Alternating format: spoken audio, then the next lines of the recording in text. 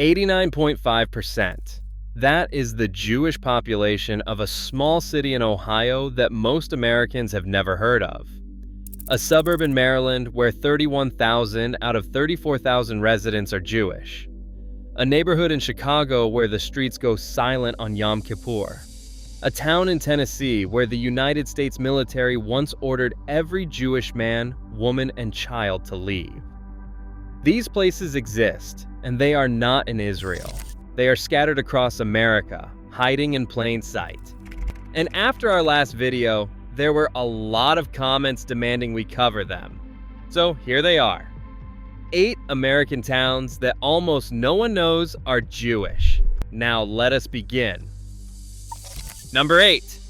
Cherry Hill, New Jersey, a sprawling township in Camden County, just across the Delaware River from Philadelphia. Population around 74,000. To most people, Cherry Hill means shopping centers, chain restaurants, and neat rows of suburban homes along Route 70. Approximately 11,000 Jewish residents call the Cherry Hill area home.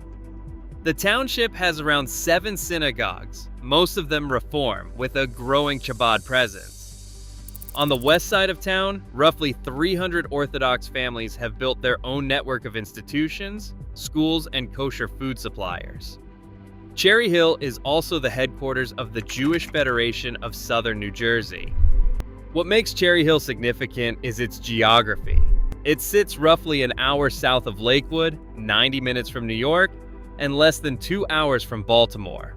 That places it on a corridor of Jewish life stretching along the entire eastern seaboard. A town of strip malls and school buses, hiding a community that has been growing quietly for decades. Number 7. Silver Spring, Maryland. Specifically, the neighborhood known as Kemp Mill, a census-designated place in Montgomery County with a population of just over 13,000. It sits minutes from the White House, and it contains the largest Orthodox Jewish community on the entire East Coast between Baltimore and Miami. Kemp Mill has more than half a dozen synagogues packed within its boundaries. American Jews commonly refer to it as a shtetl. That word is the Yiddish term for a small Jewish town in Eastern Europe. The fact that it is applied to a suburb of the American capital tells you everything. The neighborhood was built in the 1950s by Jewish real estate developers catering to families leaving Washington for the suburbs. But what sets Kemp Mill apart is its diversity. A large wave of Russian Jewish immigrants settled here beginning in the 1980s. Because Silver Spring also has a significant Ethiopian population, Kemp Mill became home to a sizable community of Beta Israel, Ethiopian Jews, living alongside Russian families and American-born modern Orthodox households. The broader Maryland suburbs of Washington have a Jewish population of around 116,000. Kemp Mill is the beating heart of it all. Number 6. Summerlin, Las Vegas, Nevada. A master-planned community at the western edge of the Las Vegas Valley, pressed against the Spring Mountains. Home to approximately 25,000 Jewish residents, it is the fastest-growing Jewish community in Las Vegas. Reports have estimated that 600 new Jewish families arrive in Las Vegas every single month. The Jewish story of Las Vegas goes back further than most people realize. In the 1940s and 50s, Jewish casino owners helped build the Strip from empty desert. But for decades, the community remained tiny. Until the 1970s, Temple Beth Shalom was the only synagogue in the entire city. Keeping kosher once required a 4-hour drive to Los Angeles just to buy groceries. Then came the migration. Jewish retirees from New York and New Jersey discovered their money went 3 times further in the desert. Young Orthodox families found affordable housing unthinkable on the East Coast. Chabad arrived in 1994. By the year 2000, the Jewish Federation estimated 75,000 Jews in Las Vegas. Temple Beth Shalom spent $10 million relocating to a 7-acre site in Summerlin. Sin City and Chabad. Slot machines and synagogues. It sounds impossible, but the community in the Nevada desert is thriving. Number 5. Bala, Cynwyd, Pennsylvania. The name comes from 2 places in Wales. Bala, a market town, and Cynwyd, a small village. Welsh Quakers settled this land in the 1680s. For 3 centuries, it remained one of the most quietly genteel suburbs on the Philadelphia main line. Then in 1990, a local synagogue erected an ERUV. An ERUV is a symbolic boundary, often made from a thin, nearly invisible line of monofilament strung between telephone poles. Within its borders, observant Jews are permitted to carry items and push prams outdoors on the Sabbath. That single act transformed the neighborhood. Once the ERUV went up, Orthodox families could walk to synagogue. They could bring their children. They could live a full Sabbath life without needing a car.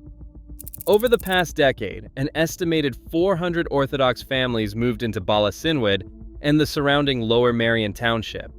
The community is centered around Aish HaTorah and the Philadelphia Community Kollel.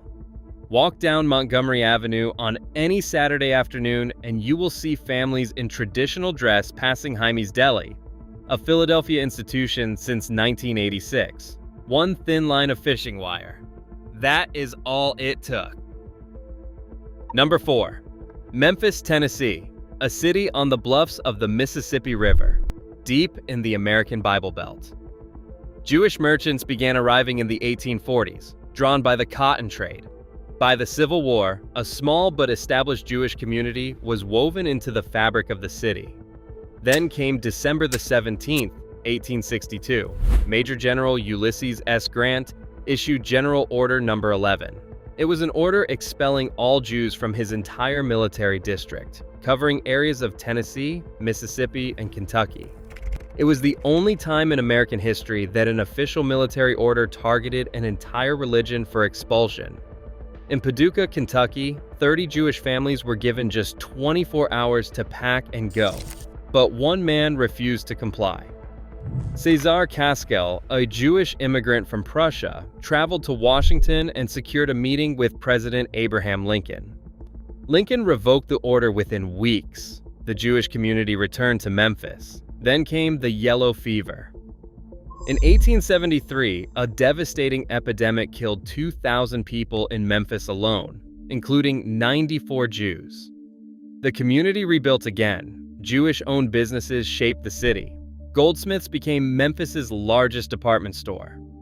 Lansky Brothers opened a clothing shop on Beale Street that would later dress a young truck driver named Elvis Presley.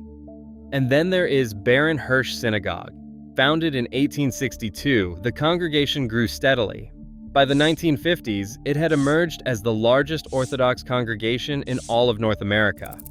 Its sanctuary, completed in 1957, was built with 2,200 permanent seats and space for an additional 1,000 worshipers. Today, Memphis continues to hold the distinction of having the largest single Orthodox congregation in the country. Number 3. West Rogers Park, also known as West Ridge. A neighborhood on the far north side of Chicago. In the early 1960s, this neighborhood reached its peak.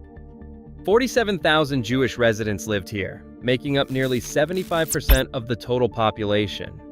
Synagogues occupied almost every major intersection. On Rosh Hashanah and Yom Kippur, the neighborhood went quiet. Then the same forces that hollowed out Jewish communities across urban America arrived. Families moved to the suburbs. The Jewish population dropped year after year, a steady decline. Devon Avenue, once the main street of Jewish West Rogers Park, filled with Indian electronics shops, Pakistani restaurants, and Korean grocers. By the turn of the century, the Jewish population had fallen to roughly 20,000. And then something happened that almost no urban Jewish neighborhood in America has managed. It came back. Orthodox families began buying the old brick bungalows. An ERUV was constructed in 1992. Young couples from yeshivas and kollels arrived. The Jewish population climbed back to approximately 25,000. Today, 27 synagogues dot West Rogers Park, nearly all of them Orthodox. The neighborhood is home to the largest Hasidic community in the entire Midwest, and Devon Avenue tells the whole story. A section of the street is still honorarily named Golda Meir Boulevard.